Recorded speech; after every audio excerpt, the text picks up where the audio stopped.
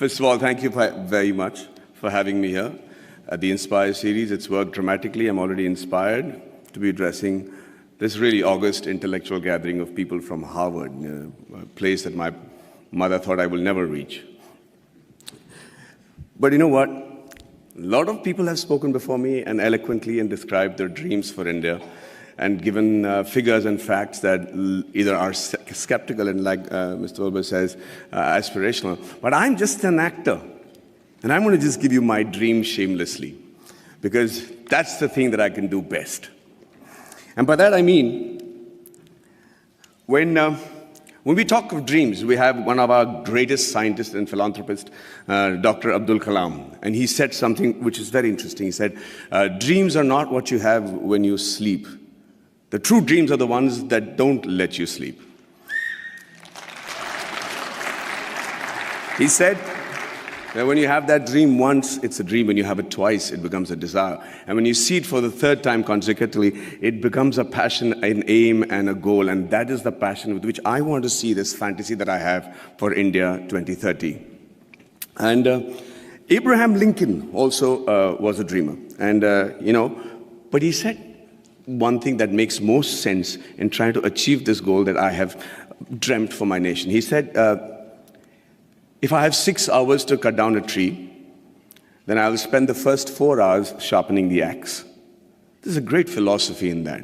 In this era of instant gratification, we just keep thinking we can achieve all these goals by just tweaking this, tweaking that. It's not true. I really believe that, that a missionary zeal is required to make that quantum change. That can make 2030 what I'm dreaming about right now. And just let's look at India as a country. What a unique nation, seriously. Thousands of years old of culture and tradition, many invasions, being ruled for many years, and we still somehow managed to maintain our identity. We still somehow have managed to maintain our Indianness, our beliefs, our faith. And, there has been, we have our drawbacks. There is corruption, there is violence, there is differences between the different religions and sects and castes and everything. But I can't help but think, looking at India, at the geography, that we're not doing really that bad. Look at all the other nations around in the world. Look at our neighbors. Compared to that, there is somebody in India who's doing something right for us to be called a growing economy and being projected as the third largest economy in 2026 and the most educated and young nation in the world. And it's still functional democracy. So let's first accept the fact that there is some people in India with the right ideas and the ability to lead the nation to where we are today. Under that assumption, we are also very capable of finding very unique solutions to the problems that generally the world faces. One of them, of course, is the fact that we found freedom through non-violence and non-cooperation. Who would have thought that was possible? We have some other great... No, seriously, I mean, it was as radical a thought then as it is today. And one man in a loincloth with belief and faith and complete conviction was able to do that for us, Mahatma Gandhi. And it's an amazing country of people like Mahavir, Gautam Buddha, and Mahatma Gandhi, and then Bhagat Singh, who also had a dream. He dreamt then, 85 years ago, that I dream of an India where no infant cries for the want of milk. No youngster is deprived of relevant education, and no youth goes door to door finding a job. Sadly, it's still a dream today. And I dream of a 2030 when this dream becomes irrelevant. I dream of a 2030 when everybody is so equally satisfied with what they're doing that they're able to actually devote more time back to art and culture, which is another great important aspect of our country. Now, for that to happen, we need to be a healthy nation. And when I say healthy, I remember preparing for a film of mine, which released recently, where I had to look like a boxer. And I had these, biceps and triceps that had to be there. So I decided just to work on the parts that is seen outside my clothes. So I was just working out on my biceps and my triceps and my shoulders. But you know what? I suddenly realized the strength that I had in my arms and biceps was not actually enough for me to look even fit, because it is disproportionate growth.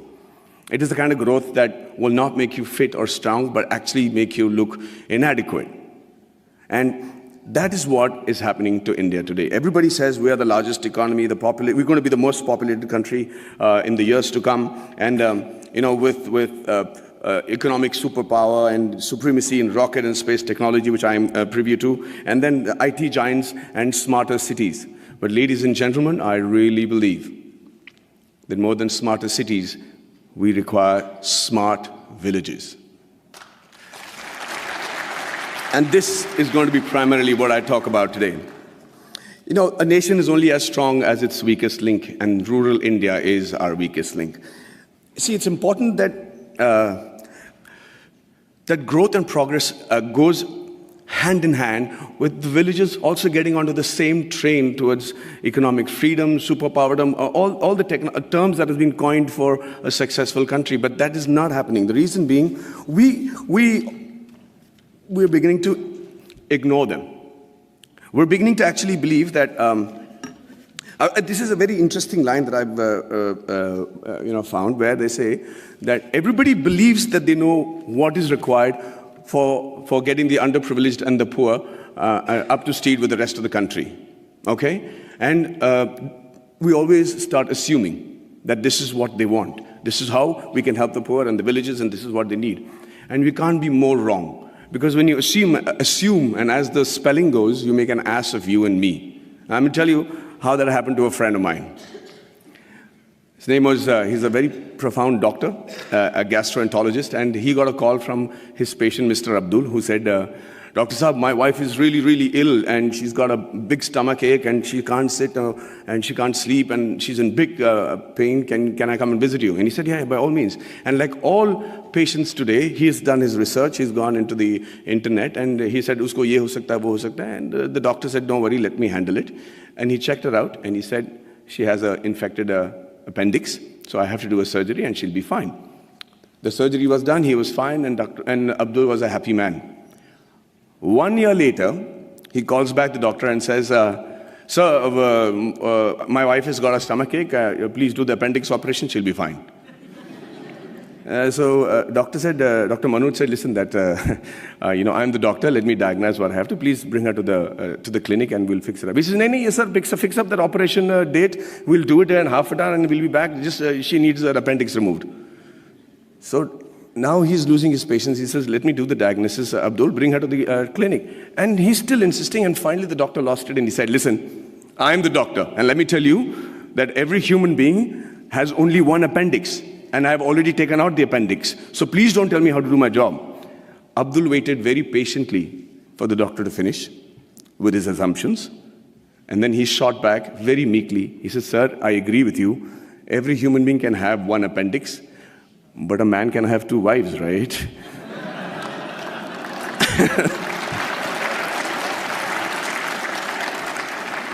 So when we start assuming what the rural India needs, we do what I think is most dangerous.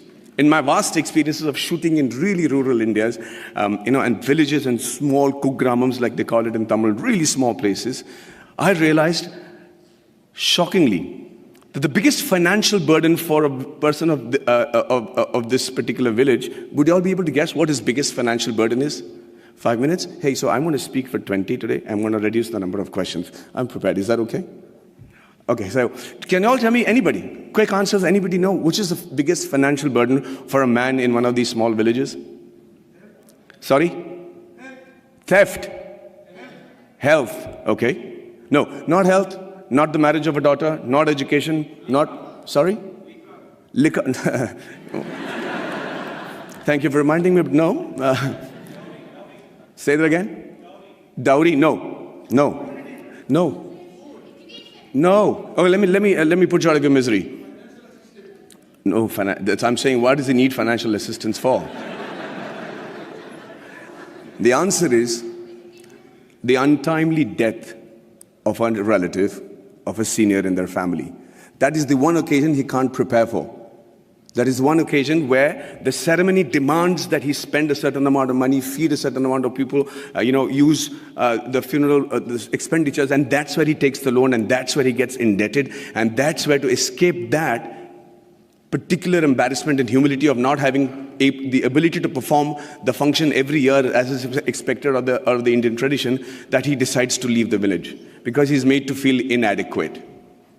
Lord Mickle had in 1735 had spoken in the British Parliament and said the only way to rule India is to make the men there feel inadequate. He said, and truly so, that unless he feels that what he has is lesser than what others have, you will not be able to rule him. And within a very short period, they proved themselves right. The rural India today is feeling inadequate. They're feeling like they're not even part of our country.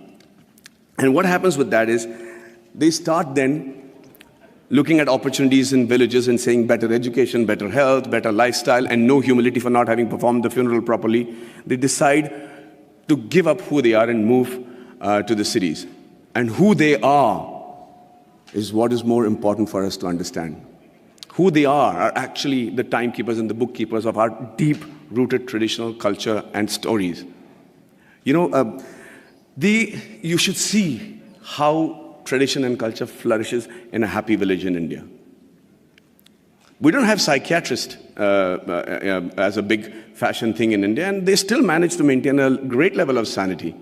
There's a great phrase from the poem If by Rudyard Kipling, where it says, dream but not make dreams your master, think but not make thoughts your aim.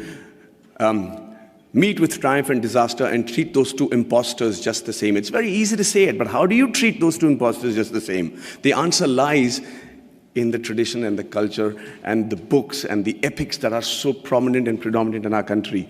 The Bhagavad Gita, the Quran, the interpretation of that in the subcontinent, the Bible, the Guru Granth Sahib, the granny stories.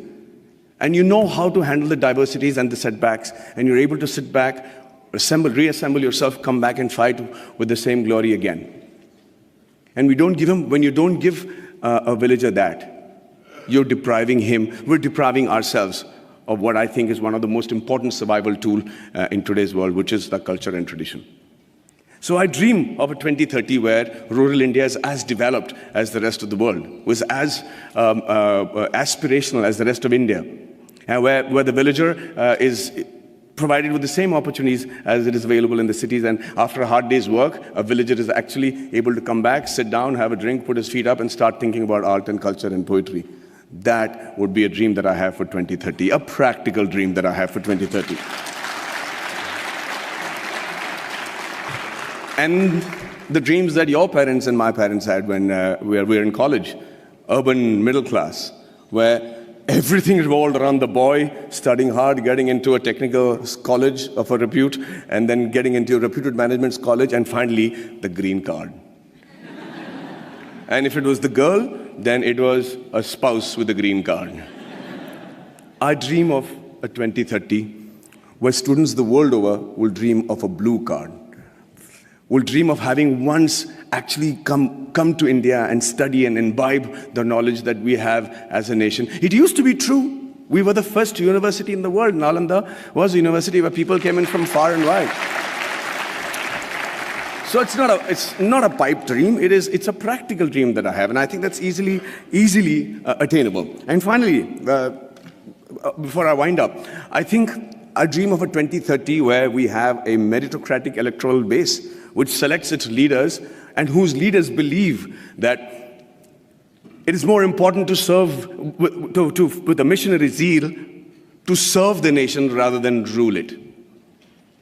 There is another stanza from the same poem which says that if they have the ability to talk to the crowds, yet keep your virtue, walk with kings nor lose the common touch, if neither good friends nor foes can hurt you, yet all men count with you, but none too much. If only the politicians understood the gist of that line, we would have a progressive country by 2030 where we'll all be proud of not just the way the country is running, but also proud about our politicians. And finally, I'm an actor. And the dream that I have for myself is that in 2030, I'm as relevant, I'm as handsome, hopefully, but If age was to catch up, then they probably would have mapped my face by then and used technology to make me look as young or old as the role desired me to look, and I'm still able to romance the pretty young things that will be part of the industry in 2030.